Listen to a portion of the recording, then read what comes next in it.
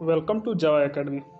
आज का एक छोटा सा टॉपिक है हीटिंग इफेक्ट ऑफ करंट।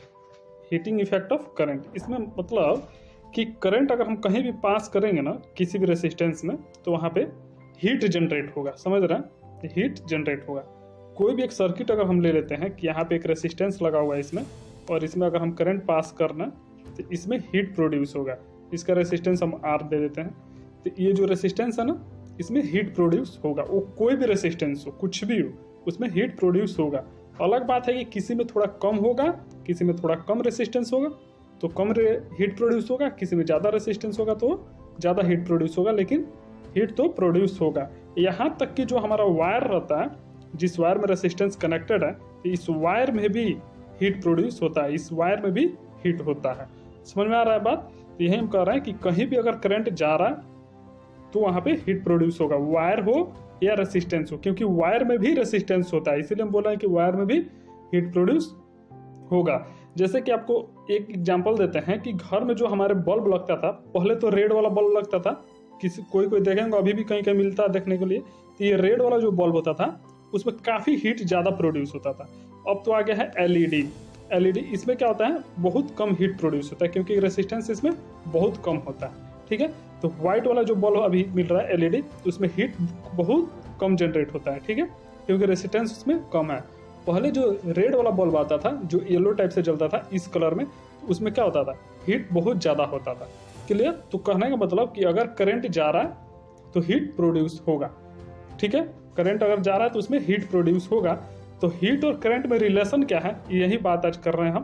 तो हीट और करंट में रिलेशन यही है कि जो हीट प्रोड्यूस होगा वो कितना होगा, I² RT। करंट उसमें क्या जा रहा है, रेसिस्टेंस उसमें क्या है, और कितने टाइम तक हम करंट उसमें फ्लो करा रहा है, इसी चीज पे ये डिपेंड करता है।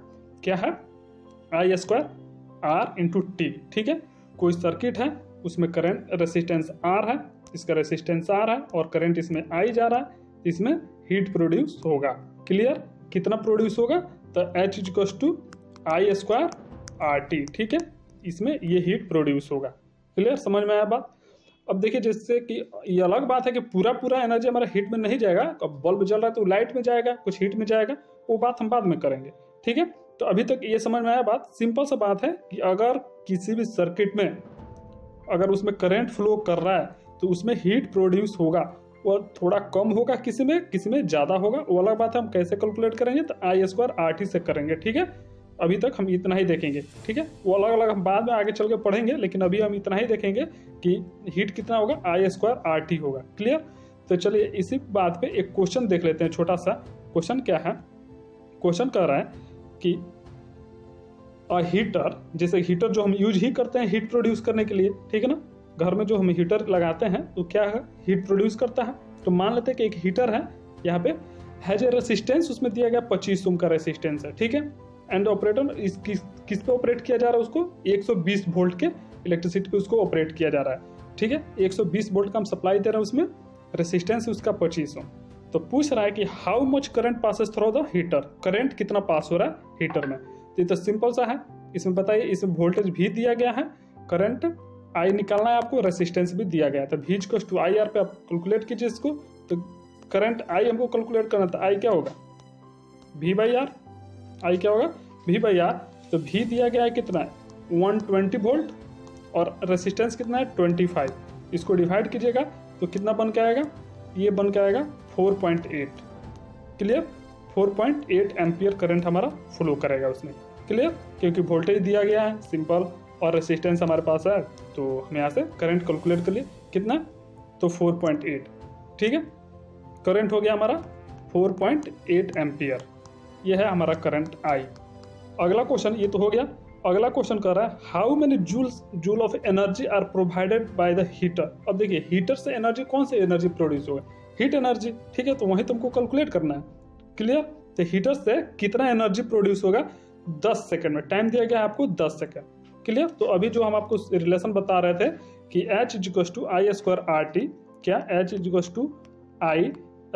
R/T, ये हमारा हीट एनर्जी प्रोड्यूस होगा कितना टाइम T में, वही करना है। तो इसमें I² RT कर लीजिए। तो I आपका ये है 4.8, तो इसको रख लेते हैं। तो 4.8 का स्क्वायर इंटू रेसिस्टेंस, रेसिस्टेंस कितना है 25, इंटू टाइम, टाइम कितना दिया गया 10 सेकेंड। इन तीनों को मल्टीप्लाई कीजिए, मल्टीप्लाई कीजिएगा तो आपको बन के आएगा ये, मतलब 4.8 का स्क्वायर इंटू 25 इंटू 10। क्लियर? तो इसको मल्टीप्लाई कीजिए तो ये बनता है 5760, इतना जूल ऑफ एनर्जी होगा। ये एनर्जी है। हीट क्या होता है? एनर्जी होता है, तो उसको हम जूल में डिनोट करेंगे, तो यहाँ पे यूनिट हम जूल लिखेंगे। समझ में आ रहा है बात? ये एनर्जी है, हीट क्या है? एनर्जी है, तो इसका यूनिट हम जूल में लिखेंगे। समझ में आया बात? तो यहाँ तक अभी हम एक ही चीज़ सीखे कि अगर कहीं भी करंट जा रहा है तो वहाँ पे हीट प्रोड्यूस होगा।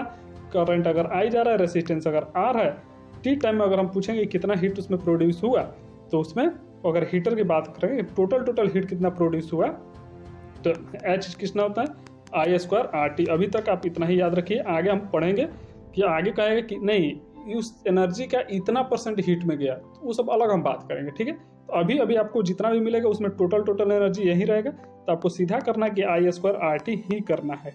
क्लियर? समझ में आया बात? तो अभी तक हम इतना ही सीखे कि सर्किट अगर है, करंट उसमें जा रहा है तो हीट प्रोड्यूस होगा। कितना प्रोड्यूस होगा? हीट कितना प्रोड्यूस होगा? तो I²RT हीट प्रोड्यूस होगा। ठीक है? तो अभी तक इतना ही, आगे देखते हैं अगले वीडियो में। ठीक है? तब तक आप क्वेश्चन बनाते रहिए, प्रैक्टिस करते रहिए।